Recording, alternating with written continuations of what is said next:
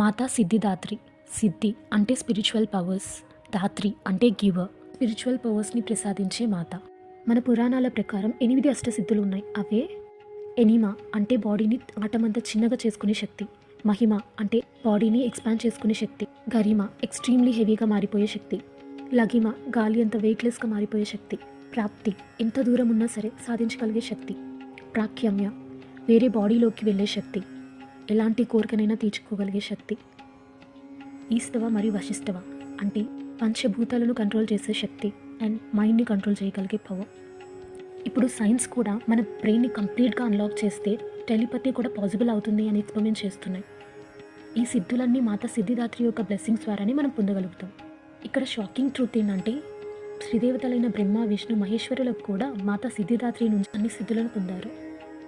The best power అనేది ప్రపంచాన్ని control చేయడం కాదు, నిన్ను నువ్వు కంట్రోల్ చేసుకోవడం. ఎప్పుడైతే నీలో ఉన్న డివైన్ పవర్ని నువ్వు గుర్తిస్తావో బయట నుంచి నీకు ఎలాంటి శక్తి అవసరం లేదు, ఆ యూనివర్సే నీలో ఉంటుంది.